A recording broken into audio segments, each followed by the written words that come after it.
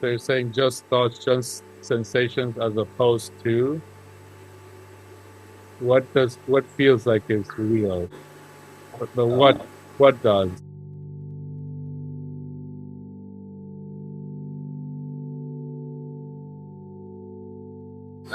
No, yeah, it does. I just want to get into something very specific of your Yeah. experience. What is, if you could describe what is troublesome?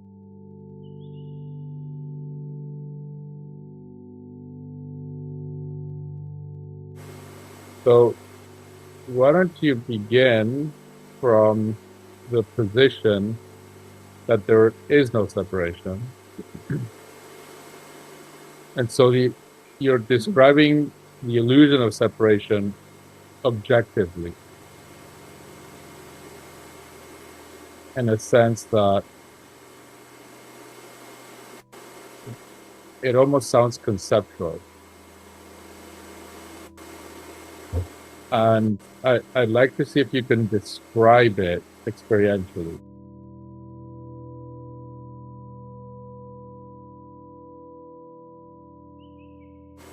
What is the sense of me?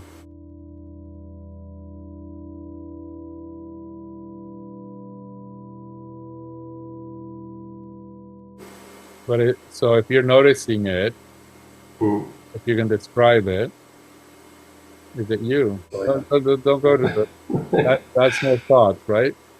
I'm talking about right now in your experience.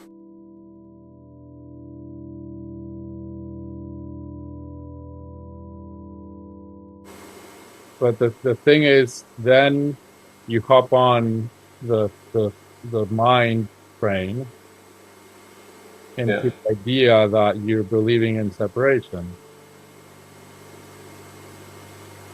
Yeah. But that's just hopping on a mind train on an idea, which is different. The idea that you believe in separation isn't the belief.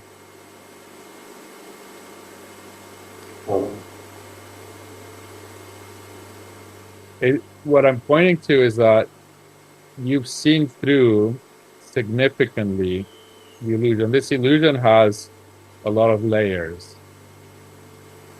but you've seen more than you are acknowledging. And you still have ideas about what it is like, but they're not truly aligned to your experience. Yeah.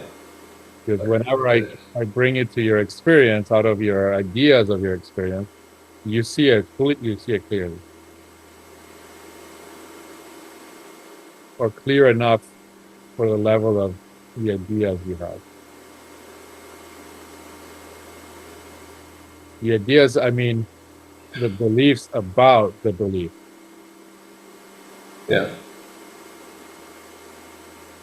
I don't quite get that, but yeah, because this is talked about so much today, and in these circles, the belief in separation, the belief in separation, the belief in separation, the belief in separation, and so that becomes a belief. It becomes, if there's a whole narrative around the belief in separation versus what's actually that belief. The belief doesn't operate. It operates in a different level. It operates at when I bring you to what is your actual current experience, that's where the separation operates. But I ask you about that specifically, and you're not, there's different levels of subtlety, but at the level we're talking about, you don't see the separate. You don't describe an experience that is illusory.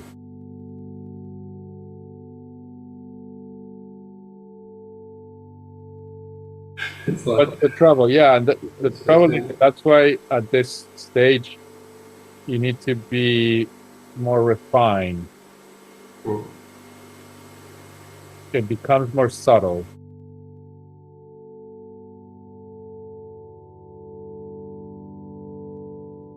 What is the trouble? I ask you.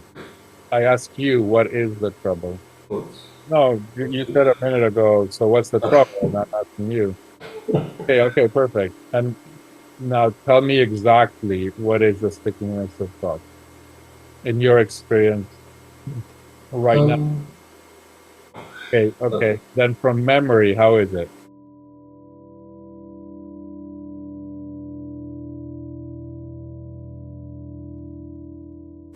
So it's the idea about the ideas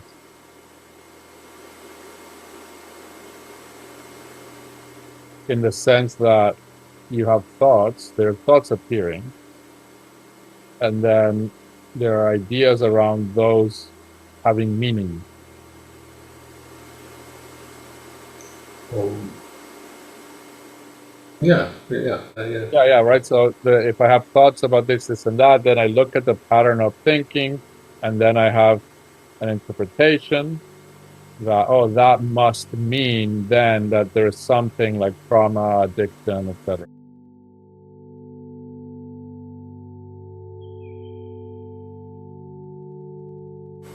And all of that is relatively possible in that the patterns of thought do reflect aspects of the psyche and the past, things to work through. But right now, that's all possible and valid. But right now, I want to focus on just seeing more clearly the relationship with thoughts themselves entirely, the mind itself entirely. And so the moment thoughts are appearing and one attributes meaning and also attributes, these are my thoughts, Yeah. they are reflective of me in some way. Now, if I say, what if what you are is a walking antenna, radio receiving thoughts from all kinds of places? Some are more tailored personally, some are the person next to you, some are the collective society. And it's all just like an ocean of thought coming and going like the waves. Now, can you prove to me that this is not the case?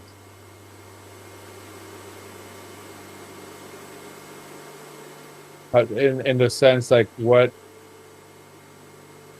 what evidence is there that thoughts are really yours and reflective of you, had by you, reflective of you, versus this other hypothesis that they are arising from somewhere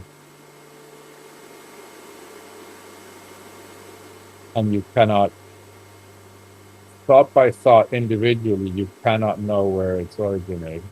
It's assumed, yeah, so that's the belief. Because then with that belief, then when a thought appears that says, I believe in separation, then that becomes meaningful and important because it's my thought and it's saying something about me.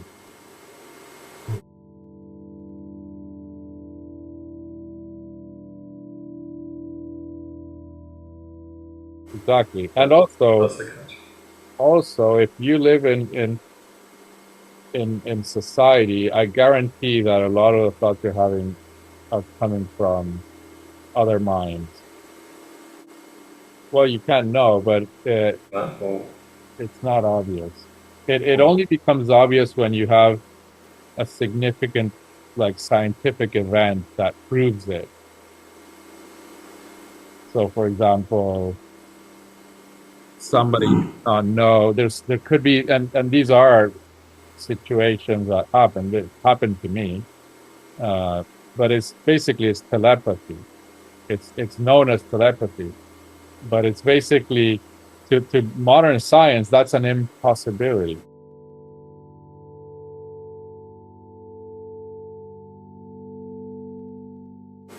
Yeah. Yeah. And so just extrapolate that to at any thought that appears, there is no evidence that it's yours nor has any meaning or value about you. It's like the television is on, the radio is on, and it's going with you wherever you go. And it's a radio receiver of not just what's happening in your body mind, but also what's happening in everything around you. If you walk into a stadium and there's like a very, you know, what are the big uh, football teams in the UK that are like very aggressive? It's Manchester United. If, Yeah. if you step into one of those stadiums, you're going to have a very specific kind of thought pattern, I can imagine. Yeah. right? That's not Yeah. that's not normal to you.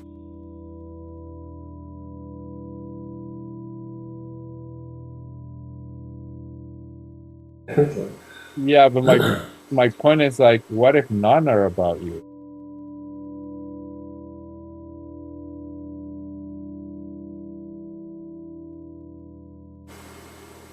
That's where, so you could have a thought about you and the way you refer to, like, I want to eat something, right? And so that's referring to, it's a thought that's referring to Barney. Now, it isn't really about, for example, food, in the sense that it's a thought that came up for you personally about food.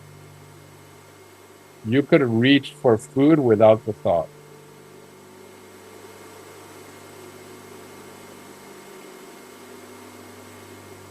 And so then the thought appearing creates the sense of there is an Barney here, and there is a thought about from that entity. Barney had the thought, I had the thought about food, and therefore I'm going to go grasp food. But all of that could be an impersonal reflection on what's happening, and completely not only unnecessary, but ignorable in the sense that it's not meaningful. What happens is then what you truly are decides, oh yes, this is me and I'm reaching for food. And when that thought creates this sense of a subject, that now the interpretation is the thought is the driver of the decision and of the grasping of food, the getting of food.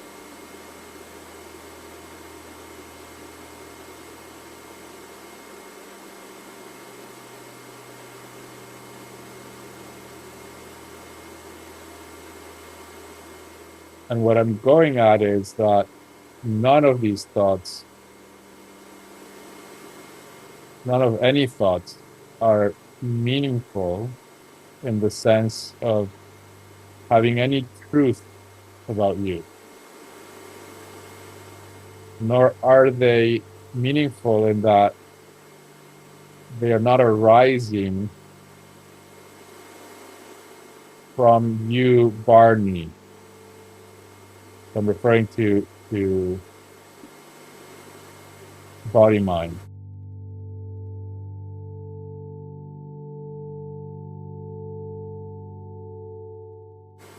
Not really, because I think you already see this. They arise and they fade. They arise out of nowhere. They are empty. It is an image that comes and goes, a sound, a color, shape. Look at the thought itself, right? The thought, I want food, I'm going to get food. It seems like there is something meaningful there, right? in that image, that narrative, is the reason why the movement towards food is happening. But if you look at the thought, it is only a kaleidoscope of images, imagined sensations, and sounds.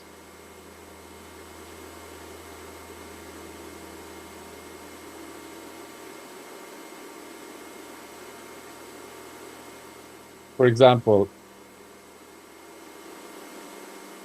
we know that animals don't have rational thought.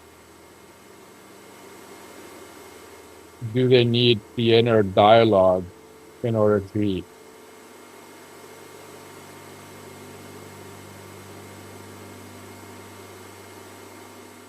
So why do you think we would need that inner dialogue in order to eat?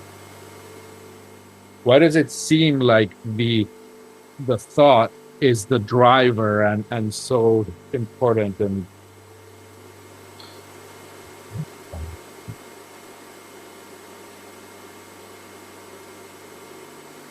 Just an old habit. no, It feels like it comes secondary to. it is a habit, but it's not that we needed the thought ever.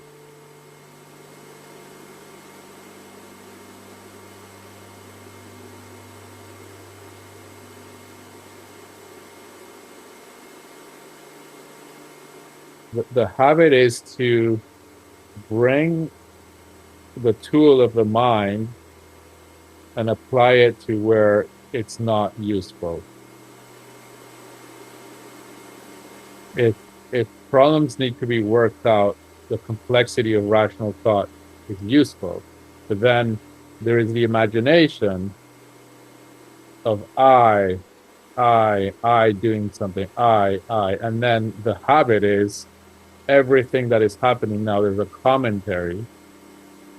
And then there's the assumption that the commentary is the driver of the action.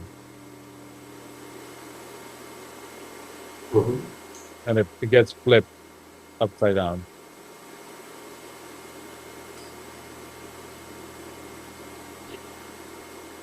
But the action is like walking. Even when we learn to walk, there's no thought. There's no thought in the sense of narrative. There's obviously active mind development, but there isn't a toddler isn't right foot forward, left foot forward.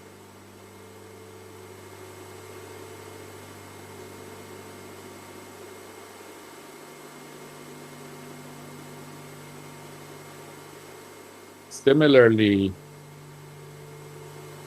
there can be a movement, for example, a reaching for a glass of water without the narrative.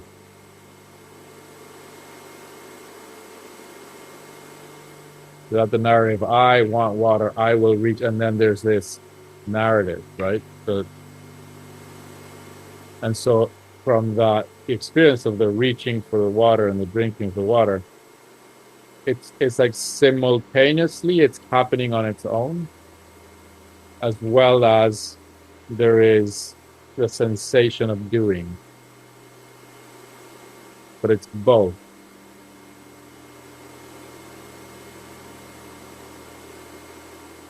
But there is no need for a narrative.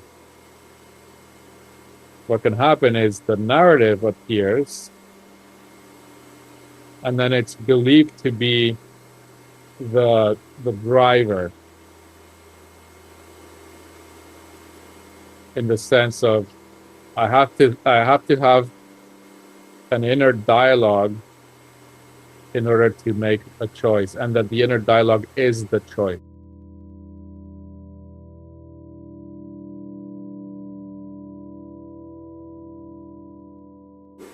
Yeah, and that's what I was commenting on in the meditation, is that sense of control.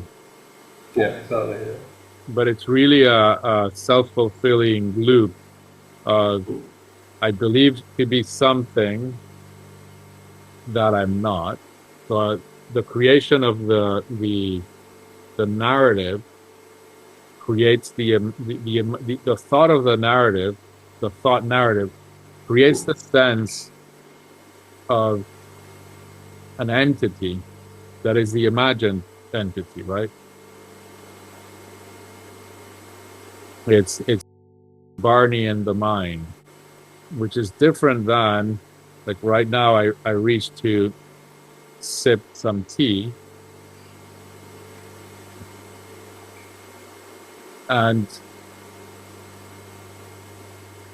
the experience is there is the experience of the reaching the tea, and as I was saying, the sense of doing, and it's both at the same time in the sense that it's happening spontaneously, effortlessly as nature, as the universe, and there's a sense of doing simultaneously, but no narrative or comment.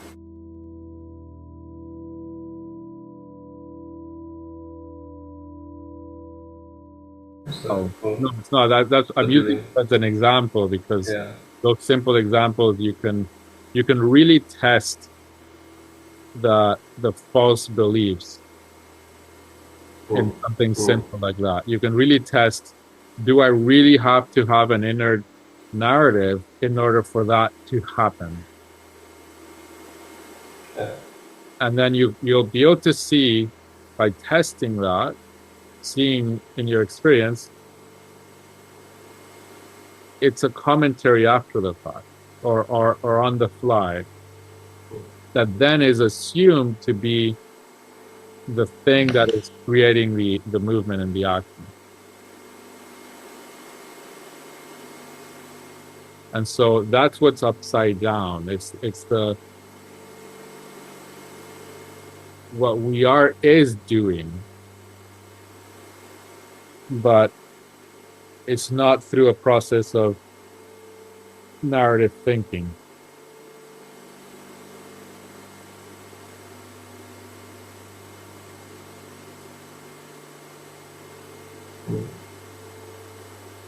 And I want to go back to what we are is doing, and also there is the non-doing. So that's what I'm saying. It's happening spontaneously, and at the same time, there is the sense of doing, and that cannot be, it cannot be pulled apart. If it's spoken of and addressed in language, it needs to be simultaneous. It needs to be the paradox of doing and non-doing.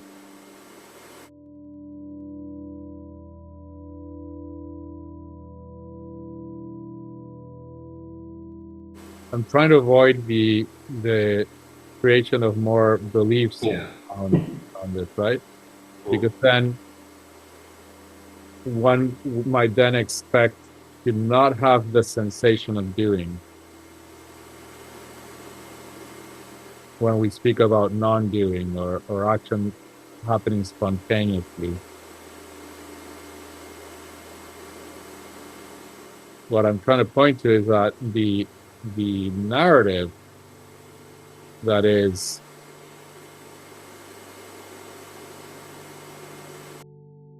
now we'll go get food, and then you go and you get food, and then there's the assumption that that narrative created the action, and that it's an important narrative, and that then this habit creates the ongoing imagination of the thinking about the image. The doing is happening. I mean, there's so doing on doing. Yeah, that's why I'm pointing. It's both, right? It's happening. Yeah.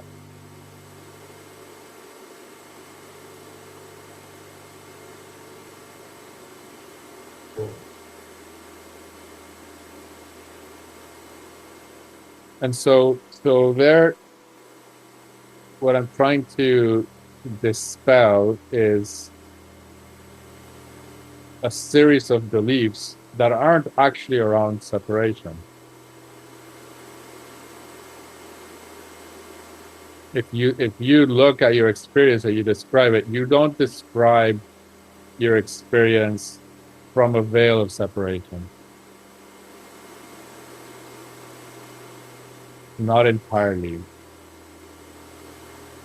But then there is still a belief in kind of the mechanics of functioning that is helpful to see the assumption. Yeah, you're welcome, Bernie. I know it's a bit complex what I'm pointing to, but it's really around the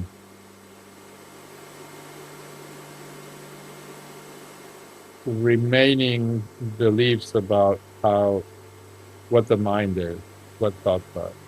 It's a mirage. It's a reflection. But then we can engage, obviously, in dialogue. There's usefulness for thought, and also in problem solving and working out. The conceptual mind is really good for all kinds of problem solving, but in moment to moment daily living, 95% of thinking is irrelevant reflection and actually not really necessarily yours. Mixed with a lot of the thought space of society.